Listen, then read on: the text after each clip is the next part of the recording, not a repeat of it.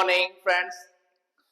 My name is Ashwini and I welcome to the A plus classes. तो सबसे important पहली बात तो ये है कि आज हम जो करने वाले हैं, जैसा कि बोर्ड पर आपको दिखाई दे रहा है, चैप्टर का नाम है इलेक्ट्रिसिटी। साइंस में सबसे इम्पोर्टेंट जो चैप्टर होता है, one of the toughest chapter हम इसे कहते हैं, बट ये इजीएस्ट चैप्टर अगर हम इसे ध्यान से करें तो बहुत ही ज्यादा इजीएस्ट चैप्टर है ये। तो चलिए हम इसके कुछ न्यूमेरिकल्स देखेंगे, क्योंकि जो थ्योरेटिकल पार्ट है वो तो बहुत इजी हो जाता है करना, बट जो न्यूमेरिकल पार्ट है उसे करने में थोड़ी बच्चों को कठिनाई आती है, थोड़ी प्रॉब्लम आती है। तो उन्हीं प्रॉब्लम्स को हम देखते हैं कि किस तरीके से हम विद लॉजिक और जल्दी से जल्दी कैसे हम सॉल्व कर सकते हैं। ट्राई करेंगे हम इस क्वेश्चन को, ठीक है। तो चलो शुरू करते हैं। तो हमारे पास ये क्वेश्चन है, क्या लिख रखा है ध्यान से देखोगे बेटे, सारे इधर ध्यान दो। A piece of wire of resistance R is cut into 5 equal parts. These parts are then connected in parallel. If the equivalent resistance of this combination is R dash, then the ratio R and R dash is what? तो इस question में हमसे पूछा गया है कि what is the ratio of R and R dash. हमसे इसकी रेशियो पूछी गई है, ठीक है। तो इस क्वेश्चन को करने का देखो, सबसे पहले हमें कुछ बेसिक पता होना चाहिए। ध्यान से देखो जरा, इधर देखो सारे बच्चों। हमें कह रहा है कि हमारे पास एक वायर है, अ पीस ऑफ वायर, जिसका रेजिस्टेंस कितना है, आर है। ये पीस ऑफ वायर है, ठीक है, और इसका रेजिस्टेंस कितना है, आर गिवन है, राइट। देखो इसका रेजिस्टेंस हमें कितना गिवन है, आर। रेजिस्टेंस क्या होता है, रेजिस्टेंस क्या होता है बताओ, हाँ जी बोलो। देखो हाँ बिल्कुल सही, जब किसी वायर में करंट पास हो रहा होता है तो उसे रोकने वाला, अपोज करने वाला क्या कहलाता है, रेजिस्टेंस। यानी करंट को जो अपोज करता है, वायर में जो करंट को अपोज करेगा उसे हम क्या कहेंगे, वायर के अंदर जो करंट को अपोज करता है उसे हम क्या कहते हैं, उसे कहते हैं रेजिस्टेंस। Okay, basic clear. और रेजिस्टेंस की यूनिट होती है ओम, रेजिस्टेंस की यूनिट होती है क्या, ओम। क्लियर, इतनी बात क्लियर। अब वापस आते हैं क्वेश्चन पे। A piece of wire resistance R, अब इसे हमने क्या कर दिया, 5 इक्वल पार्ट्स में डिवाइड कर दिया। ओके, 1 2 3 4 और ये हो गया 1 2 3 4 और 5।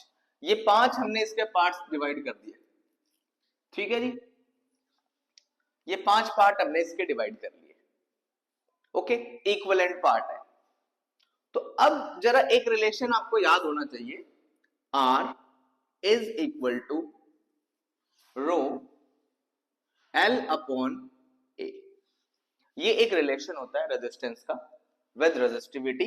देखो हमें पता है कि R जो होता है वो डायरेक्टली प्रोपोर्शनल होता है लेंथ के, ठीक है। ये फॉर्मूला होता है, नहीं पता है कोई दिक्कत वाली बात नहीं है, ध्यान से देखो बस।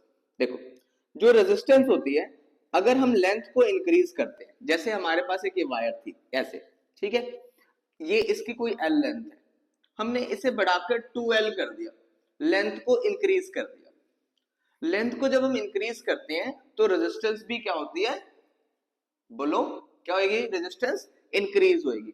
अगर लेंथ 2L होगी है तो रेजिस्टेंस भी कितना हो जाएगा, 2R हो जाएगा।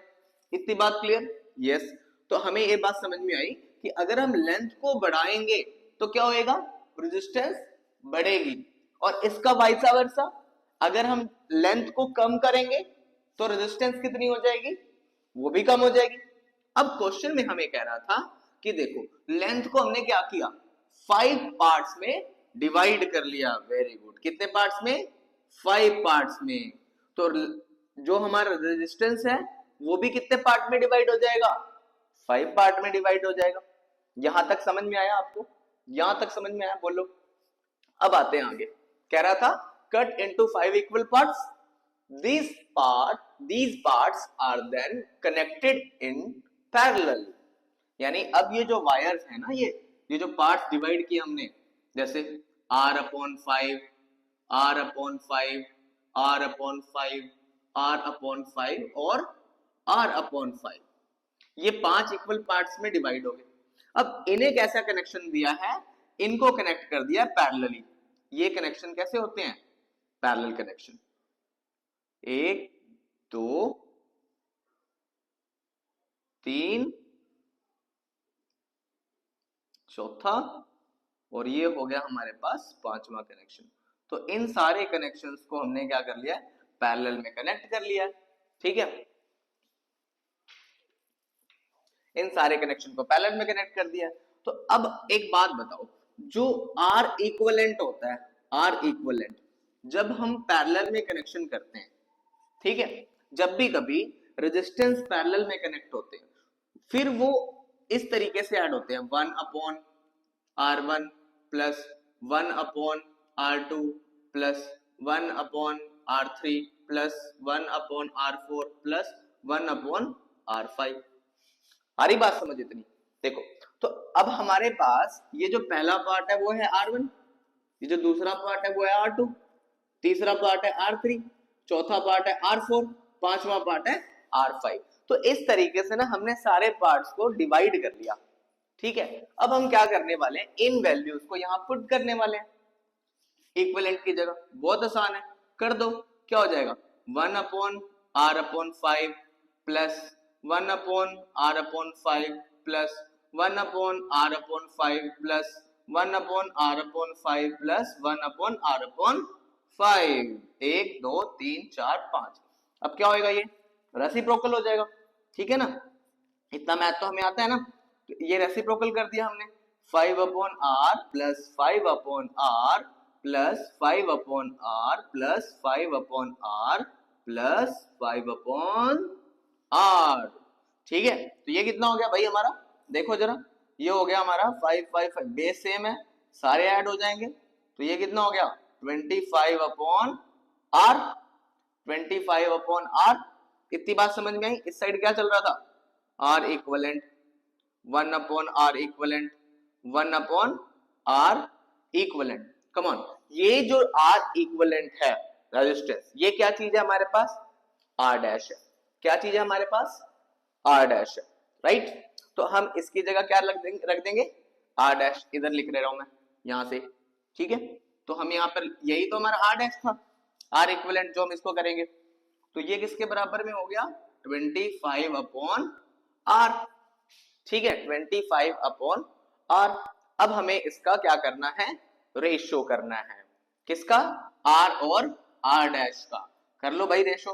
देखो, ये क्या था हमारे पास, R इक्विवेलेंट क्या था हमारे पास, R डैश था। अब इसको ऊपर भेज दो, क्रॉस मल्टीप्लाई कर दो, ये नीचे आ जाएगा, तो क्या आ जाएगा, R/R dash is equal to 25। समझ में आया? बोलो बच्चों, R/R डैश, बोलो यस और नो, बोलो भाई।